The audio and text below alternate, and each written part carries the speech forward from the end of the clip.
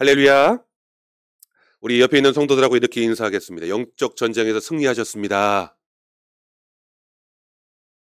고개만 끄덕이지 마시고 영적 전쟁에서 승리하셨습니다. 네. 여러분, 우리가 신앙생활을 하면서 이 영적 전쟁이란 말을 정말 자주 사용합니다. 그죠? 그래서 막 전신갑주 막 이렇게 입고 전신갑주를 취하라 뭐 이런 영적 전쟁이다, 영적 싸움이다 이런 말을 자주 사용하죠. 기독교 신앙을 가지고 살아가면서 이 사단이 가지고 있는 이 악한 이 영향력으로부터 우리가 가지고 있는 믿음을 지켜나가는 어떤 그리스도인다운 삶의 이 투쟁, 우리는 이것을 영적 전쟁이라고 부릅니다. 에베소서 6장 12절에 보면 말씀을 띄워주세요. 에베소서 6장 12절에 보면 이렇게 말씀합니다. 같이 읽을까요? 시작. 우리의 씨름은 혈과 육을 상대하는 것이 아니요 통치자들과 권세자들과 이 어두움의 세상 주관자들과 하늘에 있는 악의 영들을 상대함이라. 여러분, 영적 전쟁은 혈과 육으로 하는 세상적인 전쟁이 아니라 눈에 보이지 않는, 그러니까 어떻게 보면 이 통치자 권세자들이 가지고 있는 이 권력, 그리고 어둠의 세상 주관자 악한 영들과의 영적 전쟁을 의미합니다. 여러분, 그러니까 저 사진 그림으로 보는 것처럼 우리는 눈에 보이지 않지만 여러분, 우리가 정말 우겨 쌓임을 당하는 것처럼 우리 안에 보이지 않는 영적인 전쟁이 일어나고 있어요. 좀 더 쉽게 설명하자면, 여러분 오늘 수요예배 참석하셨잖아요. 수요예배 참석하면서 거쳐야 했던 무수한 유혹, 또 시험, 예배 참석을 가로막는 이런 방해물들이 있었을지도 모르겠어요. 갑자기 회사에서 야근하라는 거죠. 야근해야 된다는 거예요. 근데 어느 날이 아니고 오늘 이제 믿지 않는 남편이 갑자기 일찍 퇴근해서 그러니까 자꾸 눈치를 주는 거죠. 야, 교회 가지 마라 이렇게. 중요한 약속이 갑자기 앞당겨져서 오늘 예배 시간 딱 앞에 만나자고 연락이 왔어요. 등등. 눈에 보이지 않는 어떤 통치와 권세, 또 이 주관자들의 영적 싸움을 치르고 여러분 오신 거죠? 아니에요? 만약 지금 여러분이 제 앞에 이렇게 앉아 계시다는 건 이런 영적 싸움에서 이기고 오신 줄 저는 믿습니다. 이런 일이 없이 그냥 편안하게 오셨다. 그러면 사단이 여러분 포기한 겁니다. 여러분이 영성이 너무 좋아가지고 사단이 야, 건들 필요가 없겠다, 건들 수가 없겠다 이렇게 포기한 상황이라고 저는 믿겠습니다. 우리가 그리스도인 되기 전에 이런 것들이 영적 전쟁이었는지 알지도 못한 채 살아왔다면 이제 그리스도인이 되고 나서는 우리가 살면서 신앙, 또 예배, 교회에 나오는 것, 이런 것들을 방해하는 이런 것들이 영적 싸움이구나, 영적 전쟁이구나 라는 걸 이제 깨닫게 되잖아요. 여러분, 하여튼 전쟁은 어떻게 해요? 이기고 봐야 되는 거예요. 그러니까 지고 나면 여러분 무슨 일이, 우리 조기영 청년이 이제 군복 입고 딱 왔는데 군인이 나라를 지키는데 전쟁을 준비하는 거잖아요. 지면 어떻게 해요? 아무것도 없는 거예요. 주권도 권리도 주장할 수 없어요. 그러니까 삶의 주도권을 그냥 다 잃는 겁니다. 이 영적 전쟁에서 만약 우리가 지면 삶의 어떤 중요한 결정, 신앙적인 어떤 결정, 선택에 앞서 그 주도권을 잃어버리고 마는 거예요. 그럼 한번 이 영적 전쟁에서 계속 저버릇하고 이게 습관이 되면 그냥 의뢰히 교회 예배 빠지는 게 습관이 되고, 처음에는 부담이었어. 목사님 눈치도 보이고, 교회 빠지면 마음에 찔림도 있고. 근데 이게 계속 반복되면 어때요? 그냥 자연스러워요. 너무 자연스럽게 안 나왔다, 안 나왔다. 여러분, 우리 모든 성도님들은 이런 영적 전쟁에서 항상 승리하시길 간절히 축원합니다. 하나님께서 우리를 선택하시고 하나님의 백성으로 살아가기 시작하면서 이제 우리는 이제 피할 수 없는 이 영적 전쟁에 발을 들여놓으신 거예요. 여러분들 그러니까 발을 들여놓으셨습니다. 뺄 수도 없어요. 영적 전쟁을 치러야 하는데, 만약 이제 영적 전쟁을 치르는 우리의 모습을 바라봤을 때, 여러분 열심히 하나님의 뜻을 따라 순종도 하고 또 봉사도 하고 헌신도 하고, 근데 그렇게 했음에도 불구하고 만약 우리의 신앙 안에, 우리의 삶 안에 만약 그런 좋은 선한 결과들이 이렇게 나타나지 않을 때가 있잖아요. 내가 열심히 했는데 인정받지 못할 때, 내가 참 정말 성실하게 했는데 열매가 막 나타나지 않을 때, 막 무더운 더위에도 막 나가서 전도도 하고 그랬는데 전도 열매가 하나도 없고 교회 찾아오는 사람도 없고 막 그러면 우리가 낙심되고 실망할 수 있잖아요. 여러분, 내가 영적 전쟁에서 진 거 아니야? 혹 이렇게 자책할 수 있지만 오늘 말씀을 통해서 위로와 격려를 얻으시길 바랍니다. 오늘 말씀 첫 번째 주제는요. 하나님의 계획은 사람보다 앞서 있다는 거죠. 우리가 자주 듣지만 하나님은 늘 저와 여러분보다 한 발, 아니 두 발, 세 발, 수십 걸음, 수백 걸음 앞서 계신 하나님이신 줄로 믿으시기 바랍니다. 오늘 출애굽기 7장은 하나님의 말씀을 따라서 이제 애굽으로 내려온 모세와 이 아론의 여정을 보여주고 있습니다. 그리고 하나님의 이 계획은 모세의 생각과는 전혀 다른 거죠. 그리고 사람이 생각하는 생각과는 다르게 이루어지는 것을 오늘 말씀을 통해 볼 수 있습니다. 하나님이 모세를 부르셔서 하나님의 뜻대로 딱 이루어 주시는 것처럼 보이지만 오늘 말씀 본문의 내용은 좀 그렇지 않아요. 뭡니까? 하나님께서 자신의 백성 될 거다. 내가 이 백성을 내 백성으로 삼으실 거다. 그들을 애굽에서 이끌어내겠다라고 말씀하시고 지금 모세를 불러왔는데, 그러면서 방법은요, 오히려 모세의 마음을 어떻게 해요? 완악하게 만들고 잘 일이 이루어지지 않게 완악하게 하셨고, 여러분 그러면서 하나님의 능력과 권세는 나타내시는 거죠. 이게 하나님의 방식이에요. 도대체 하나님은 왜 그러실까? 하나님은 하나님의 계획이 사람보다 앞서 있는데 하나님은 왜 이런 방법을 선택하시는 걸까? 여러분 오늘 본문 1절입니다. 1절을 같이 한번 보겠습니다. 시작.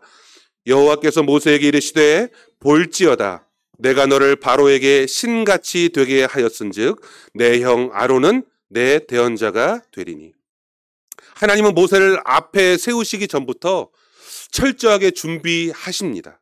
아론이라고 하는 대언자를 준비하시는. 모세가 안 오려고 얼마나 여러분 핑계대고 뻗팅겼어요. 근데 나는 입이 둔해서 나는 바로 앞에 나가 할 말을 못하는 그런 사람입니다. 아니야. 하나님은 이미 내 그 형 아론을 예비하시고 네 대언자로 삼겠다라고 준비하신 하나님이셨죠. 여러분 모세는 바로 이와 같은 준비하신 하나님, 미리 앞서 계획하신 하나님을 이제 만나고 있는 겁니다. 그러면서 뭐라고 말씀합니까? 모세를 신같이, 너를 바로에게 신같이 되게 하겠다. 여러분 이게 하나님의 말씀이에요. 좀 불경스러운 말처럼 들리지만 가만히 한번 묵상해 보자고요. 모세를 마치 하나님같이 세우시겠다는 말씀, 신같이, 하나님같이.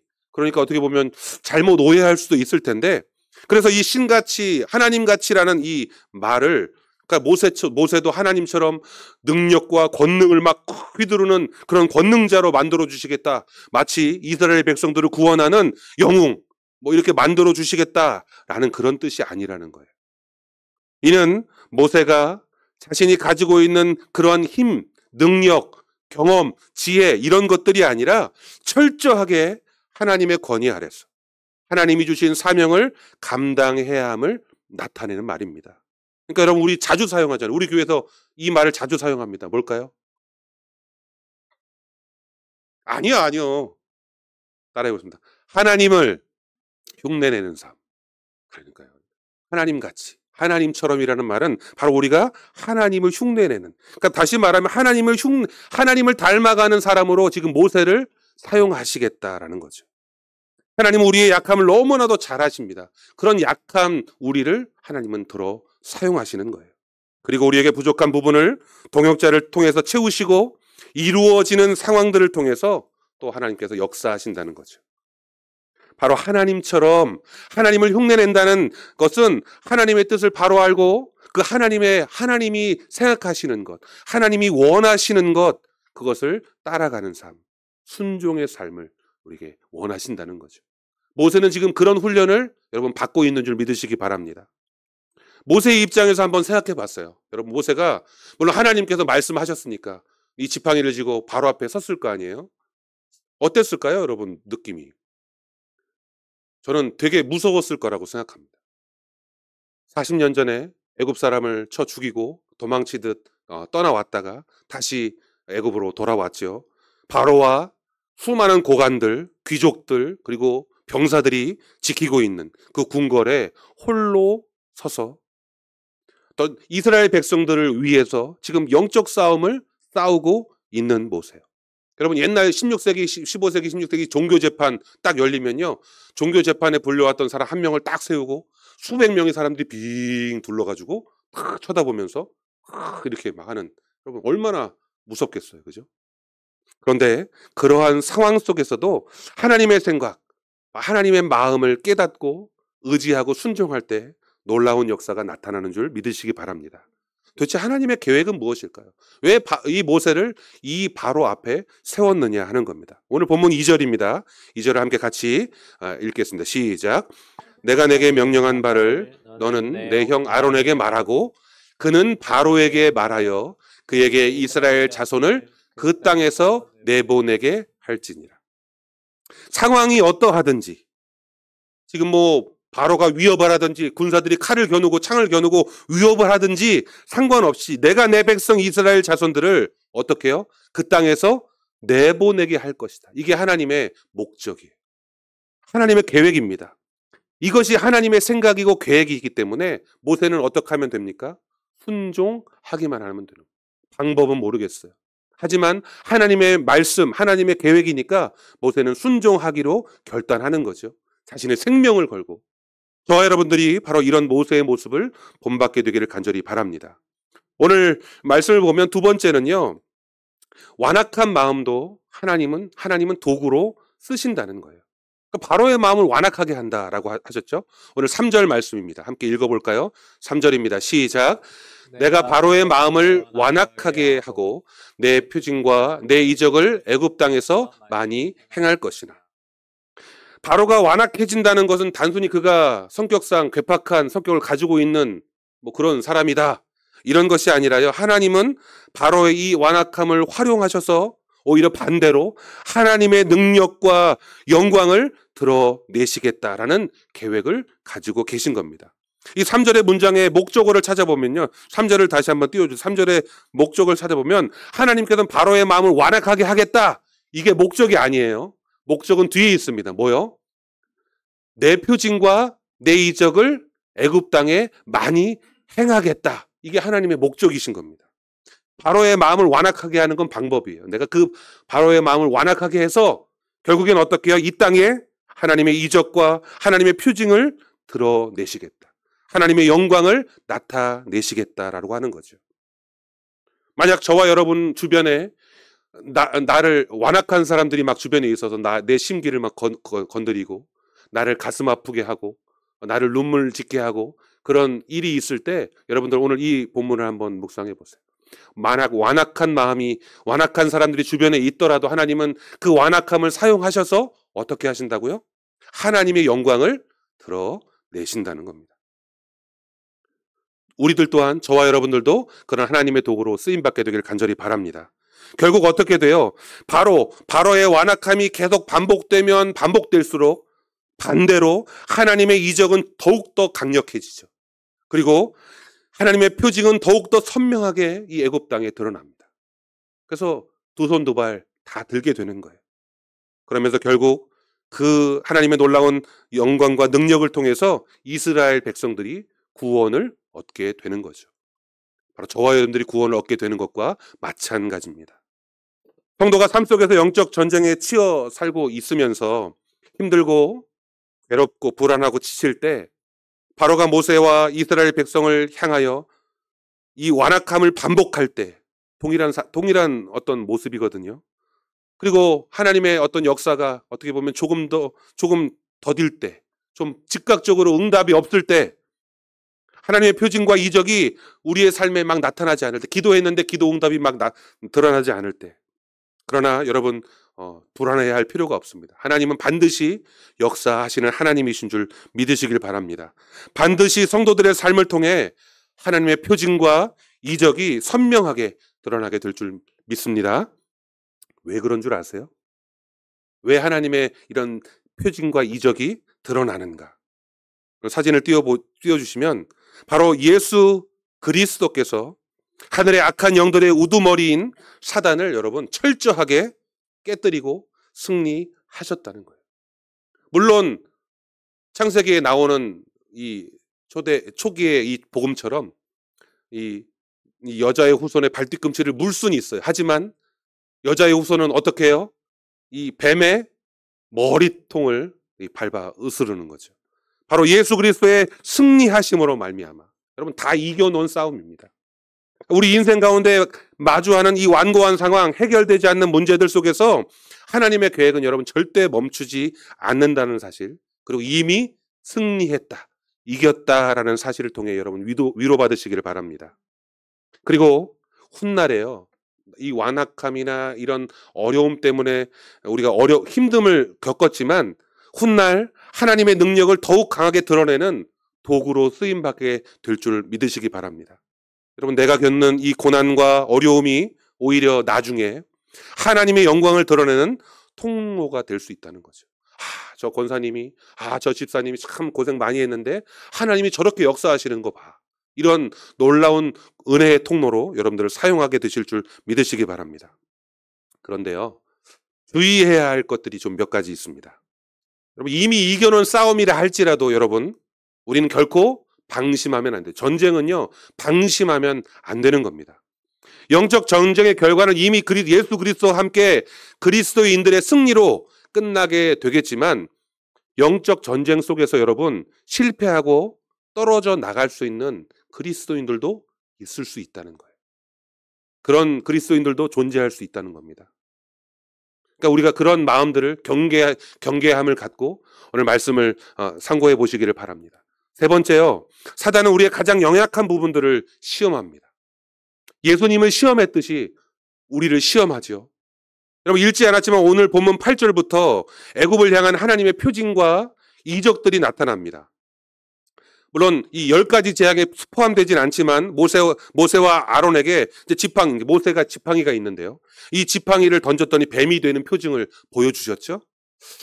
그리고 나서 어떠한 이 10가지 재앙이 이제 차례대로 나오는데, 애굽 땅의 첫 번째 물이 피가 되는 첫 번째 재앙과 나일강에서 올라온 개구리들이 막 온 땅을 덮으면서 이 두 번째 이 재앙이 나타나게 되죠. 자, 그러자 바로가 처음에는 이 완악한 마음으로 완강히 거부하다가 이 출애굽을 허락하는 것처럼 보입니다. 8절에, 여러분 8절을 보시면 이렇게 말합니다. 바로가 모세와 아론을 불러 이르되 여호와께 구하여 나와 내 백성에게서 개구리를 떠나게 하라. 내가 이 백성을 어떻게 해요? 보내리니 그들이 여호와께 제사를 드릴 것이라. 뭘 약속해요? 백성을 내보내서 너희가 요구한 대로 너희가 섬기는 여호와 하나님께 내가 예배할 수 있도록 내가 허락하겠다, 이렇게 말했어요. 그런데 여러분, 곧 개구리 재앙이 멈추자 바로의 마음이 다시 완악하게 변합니다. 약속했는데 이 약속을 부정합니다. 세상의 약속은 여러분 절대적이지 않아요. 그래서 세상의 약속은 늘, 우리가 세상의 약속이 절대적이지 않으니까 세상 믿지 마, 신뢰하지 마, 늘 의심의 눈으로 사람들 바라봐, 이런 말은 아닙니다. 하지만 교회 안에서 성도와 성도가 신뢰하고 의지하는 것 더할 나위 없이 좋은 관계입니다. 그러나 그것이 하나님의 말씀보다 더 우선하거나 우위에 있어서는 안 된다는 거죠. 그러니까 하나님보다 사람을 더 믿으면 안 된다는 거죠. 인간은 여러분 불완전합니다. 그렇기 때문에 인간의 약속도 역시 불완전해요. 그러나 반대로 하나님은 신실하신 하나님이십니다. 하나님은 변함이 없으신 하나님이세요. 그런 하나님께서 주시는 약속을 붙잡고 의지하는 저와 여러분 되시기를 주님의 이름으로 축원합니다. 모세는 곧바로 지팡이를 들어 땅에 티크를 칩니다. 치니까 먼지가 이가 돼서 사람들에게 올라타기 시작해요. 사람뿐만 아니라 가축에게도 생겨나게 되죠. 세 번째 재앙입니다. 그리고 애굽 땅에 파리가 들끓면서 숨을 못 쉬어요. 콧구멍으로 파리가 훅 들어가니까 숨을 못 쉬겠다는 거예요, 바로가. 자, 이렇게 되니까 또 다시 제안을 합니다. 8장 25절인데요. 25절에 보니까 바로가 모세와 아론을 불러 이르되 너희는 가서 이 땅에서 너희 하나님께 제사를 드리라. 다시 허락하는 거예요. 제사를 드려라. 자, 그래, 너희 하나님께 가서 드리는 거 내가 허락할게. 그런데 조건이 있습니다. 어떤 조건이냐? 멀리 가지는 말고 그냥 여기서, 애굽에서 제사 드려. 내가 제사 드리는 거 내가 막는 거 아니야. 자, 여기서 예배 드려. 여러분, 수천 년 전 사단은 바로 이러한 전략들을 통해 많은 하나님의 사람들을 유혹했는데, 오늘날에도 믿는 성도들을 넘어뜨리는데 똑같이 사용합니다. 사단은 예배를 못 드리게 하는 것은 이미 실패했어요. 그죠? 그래서 어떻게 합니까? 예배를 드릴 수 있도록 열어줘요. 그래, 예배 드려. 교회 열심히 다녀.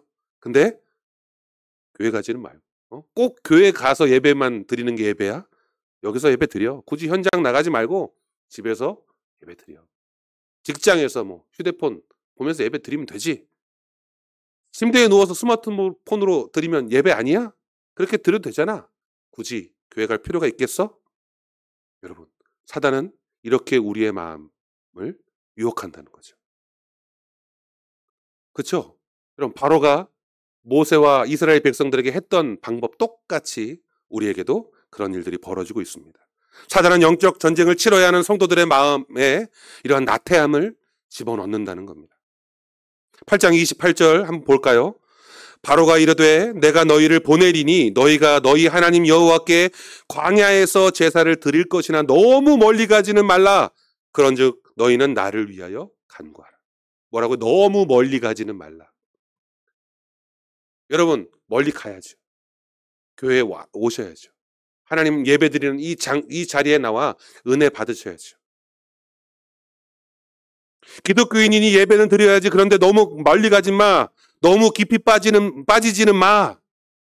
바로 이런 말과 같은 거예요. 여러분, 썬데이 워십이라는 말이 생겨나게 된 이유가 뭔지 아세요? 일주일에 한 번 드리면 되지. 뭐 새벽 예배까지. 수요 예배를 나가? 뭐 금요 철야를 간다고? 성경 공부 뭐 이런 건 뭐 할 필요 있겠어? 그냥 주일 때에 말씀 듣고 찬양하고 기도했는데 뭘 또 해. 여러분, 우리의 마음속에 이런 마음들을 막 집어넣는다는 겁니다. 수많은 성도들이 이러한 꼬임에 넘어지고 있다는 사실이에요. 적당히 해라는 말에 우리는 주의해야 합니다. 하나님께서 전염병과 악성 종기, 우박과 메뚜기 재앙 이 4종 세트를 막 쭉쭉쭉쭉 이렇게 한꺼번에 이제 애굽에 쏟아 부으십니다. 바로가 너무 급했어요. 그리고 다시 모세를 부릅니다. 그래, 야, 내가 잘못했다. 내가 너희 백성들과 함께 너희가 너희가 원하는 땅으로 가서 예배드려. 허락할게. 자, 됐어요. 이제 허락 받은 거랑 마찬가지잖아요. 근데 바로가 조건을 하나 더 겁니다. 뭐라고 해요? 너희 어른들만 가고 애들은 놔두고 가. 9장 11절입니다. 같이 읽습니다. 시작. 그렇게 하지 말고 너희 장정만 가서 여호와를 섬기라. 이것이 너희가 구하는 바니라. 이에 그들이 바로 앞에서 쫓겨나니라. 영적 전쟁을 치르는 성도들을 넘어뜨리기 위해 펼치는 특별 전략이 뭔지 아세요? 여러분, 자녀들을 묶는 겁니다. 어른들만 예배 드리면 되지. 뭐 하러 애들까지. 여러분, 애들은 공부해야지. 바쁜 시기에. 놀기도 해야 하는데 뭐 굳이 힘들게 애들을 데리고 가. 이건 사단의 전략이에요. 자녀 세대가, 어린 세대가 교회에 정착하지 못하도록 하는 거, 이 사단의 전략입니다. 바로가 수천 년 전에 애굽 사람들, 이스라엘 백성들을 향하여 했던 바로 그 모습 그대로 오늘날에도 사단이 똑같이 우리의 가정, 우리의 삶에 유혹하고 미혹한다는 거죠. 그래서 지금도 수많은 부모들이 이 사단의 전략에 녹아나서 아이들이 교회에 뿌리 내리지 못한다는 거예요. 학원 때문에 여러분 교회를 못 나옵니다. 네. 여러분, 가장 성경적이고 가장 이상적인 예배가 뭔지 아십니까? 바로 전 세대가 함께 드리는 예배. 어른 따로, 아이 따로, 청소년 따로, 청년 따로 이런 예배가 아니라 사실 모든 세대가 함께 예배 드리는 것. 이것이 하나님께서 가장 원하시는 예배인 줄 여러분 믿으시기 바랍니다. 과거에 여러분 온 가족 예배를 막 드리면서 이제 아이들이 여러분 떠들 수도 있어요. 여러분 뭐 어른들에서부터 어린 아이들까지 있다 보니까 아이들이 떠들 수 있죠. 그런 것을 너무 나무라서는 안 됩니다. 아이들은 예배에 집중할 수가 없어요. 이건 당연한 거예요. 그런데 어른들과 예배를 통해 아이들은 배워 나간다는 거죠. 엄마 아빠가 여러분 어떻게 예배 드리는지 안 보는 것 같죠? 장난감 뭉뭉 하면서 이렇게 안 보는 것 같죠? 다 보고 있어요. 아빠가 예배에 집중하지 못하고 졸아요. 안 보는 것 같죠? 다 봅니다. 엄마가 예배에 집중 못하고 휴대폰 띡띡띡 누르는 거 애들 다 봐요. 여러분, 자녀들을 위해 자녀들의 예배를 세워주시기를 바랍니다. 교회의 미래가 달려 있어요. 바로 이 부모의 예배 자세, 예배 모습이 곧 자녀들의 신앙 양육입니다. 마지막으로 바로가 이 9번째 흑암 재앙을 당한 이후에 이렇게 다시 반문합니다. 9장 24절입니다. 바로가 모세를 불러서 이르되 너희는 가서 여호와를 섬기되 자, 애들도 데려가. 다 데려가. 좋아. 그런데 뭐라고 말해요? 너희의 양과 소는 머물러 두고 너희 어린 것들은 너희와 함께 갈지니라. 애들을 데려가는 거 허락했는데 뭘 붙잡아요? 양과 소. 여러분, 구약에서 양과 소는 무엇을 의미하죠? 제사. 제사의 예물을 의미하죠. 하나님 앞에 온 백성들이 죄를 속죄할 예물. 여러분, 이 예물을 두고 가라는 거예요. 제사는 드려. 오케이. 그런데 예물은 두고 가라. 교회는 가는데 11조는 두고 가라. 감사는 두고 가라. 하나님 나라 열방을 위한 선교는 교회에 두고 가. 집에 두고 가. 성전 건축 두고 가. 오늘날 이 시대의 성도들이 드리는 이 예배에 예물이 없는, 몸만 왔다 갔다 하는 그런 예배가 되도록 만든다는 겁니다. 우리는 이러한 사단의 영적 전쟁 전략에 휩쓸리지 말아야 할 줄로 믿습니다. 로마서 12장 1절입니다. 같이 한번 글씨가 너무 작네요. 죄송합니다. 같이 읽겠습니다. 시작. 그러므로 형제들아, 내가 하나님의 모든 자비하심으로 너희를 권하노니 너희 몸을 하나님이 기뻐하시는 거룩한 산 제물로 드리라. 이는 너희가 드릴 영적 예배니라. 하나님께서 모세를 통해 바로에게 말씀하셨던 궁극적인 출애굽의 목적이 여러분 무엇인지 기억나시죠? 뭐예요? 하나님 앞에 예배하는 것, 제사하는 것. 그리고 이 예배 제사를 통해서 하나님이 나타내시고자 한 주제는 무엇일까요, 여러분? 하나님께 예배 드리는 것, 그 예배를 드림으로 애굽 사람들이 바라보는 거예요. 그러면서 애굽 사람들이 누구를 알아요? 오늘 말씀의 제목이죠. 여호와인 줄을 안다. 이스라엘 백성들의 하나님이 바로 여호와인 줄 알게 한다는 거죠. 오늘 본문 7장 5절입니다. 같이 읽겠습니다. 시작. 내가 내 손을 애굽 위에 펴서 이스라엘 자손을 그 땅에서 인도하여 낼 때에야 애굽 사람이 나를 여호와인 줄 알리라 하시매. 하나님은 결국 온 세상 사람들에게 바로 자신이 여호와인 줄을 알리신다는 거죠. 바로 그러한 목적에 저와 여러분이 쓰임 받는다는 거예요. 사랑하는 성도 여러분, 오늘도 영적 전쟁 가운데 승리하신 우리 성도님들, 우리 여호와 하나님이신 줄, 바로 우리와 함께 하시고 우리에게 승리 주시는 분이 여호와 하나님이신 줄을 확신하고 그 사랑 앞에 늘 감사하고 또 고백하는, 그리고 악한 사단의 이 미혹에 넘어지지 않는 믿음을 굳건히 세우는 참된 성도들 되시기를 주님의 이름으로 축원합니다. 기도하겠습니다.